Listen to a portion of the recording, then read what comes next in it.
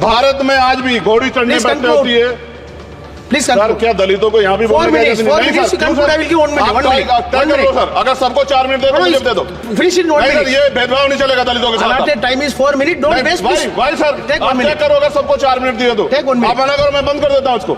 क्या दलितों को सबसे आखिरी में नंबर मिलेगा और बोलने का मौका मिलेगा? क्या मजाक कर रहे हैं सर आप? नो, ये all independent people are having only 4 minutes. You take sir, independent में अपनी पार्टी का मेंबर हूँ सर, और जीत के आया हूँ सर, किसी के दया में नहीं आया। Take 1 minute and finish.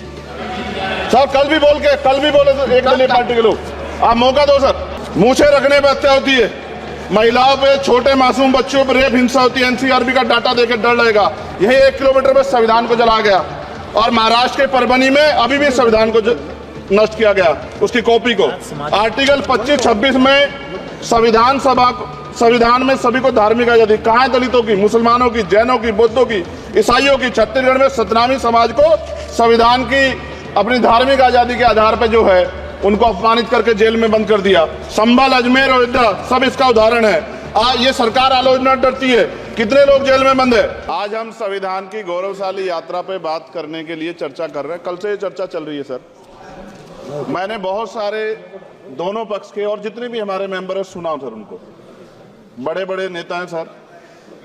इसके भाग 1 में लिखा हुआ है India that is Bharat, Hindustan नहीं लिखा हुआ है सर।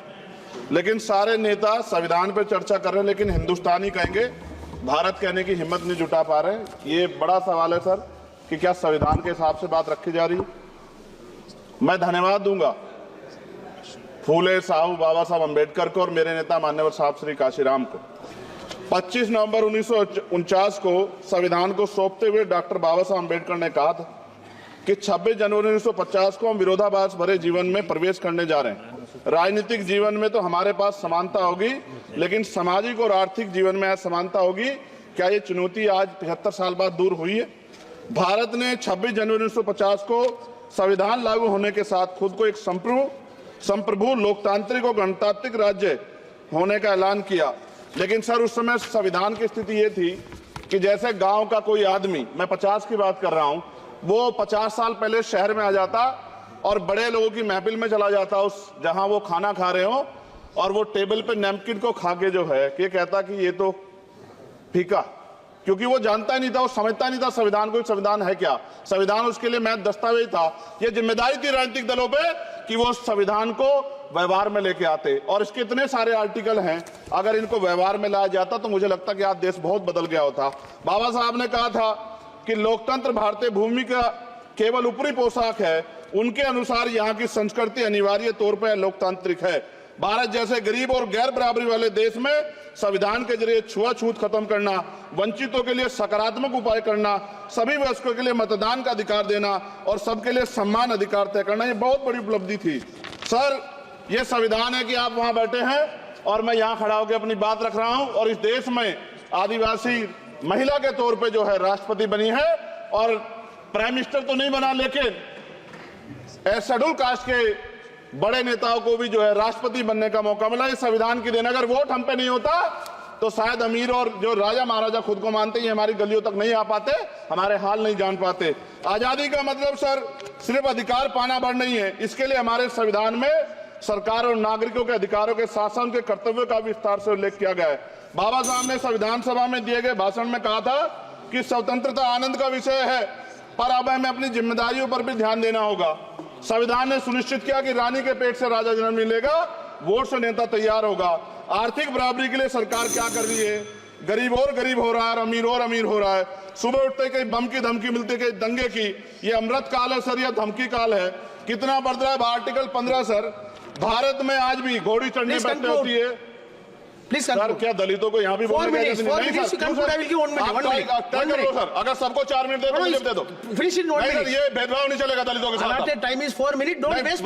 भाई सर, आप क्या करो अगर सबको 4 मिनट दिए तो आप मना करो, मैं बंद कर देता हूँ उसको।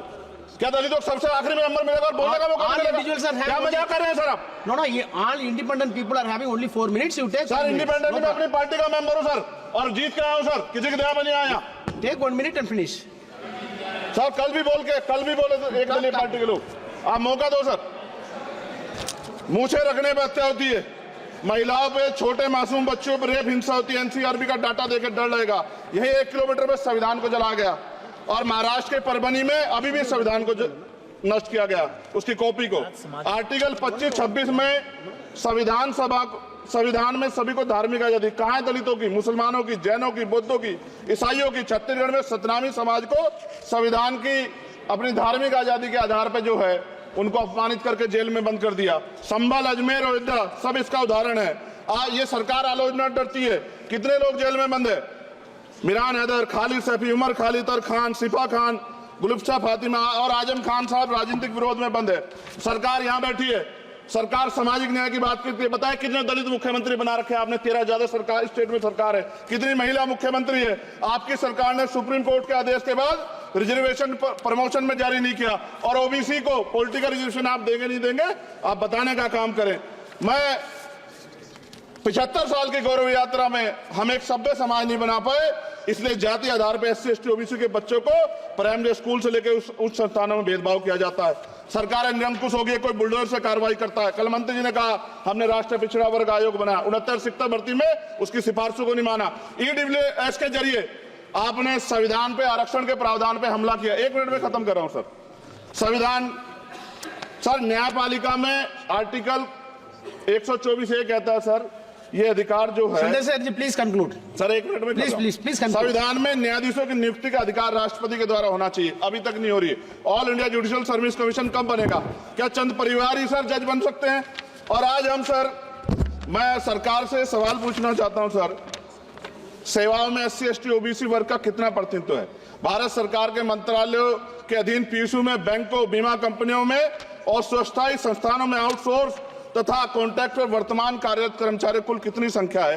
आउटसोर्स और कॉन्ट्रैक्ट में कार्यबल SC ST OBC कितना प्रतिशत है? निजी क्षेत्रों में कार्यरत कर्मचारी, उनके SC ST OBC की वर्ग लाभ। सर खत्म कर, लास्ट पॉइंट सर। सर मैं फिर स्पष्ट तौर पर कह रहा हूं सर, यहां बैठे SC और OBC के मेंबर से कह रहा हूं सर, उनको सामाजिक जिम्मेदारी का ध्यान भी रखना चाहिए। पार्टी के प्रति वफादारी के साथ साथ अपने वर्गों के प्रति ईमानदारी भी रखनी चाहिए।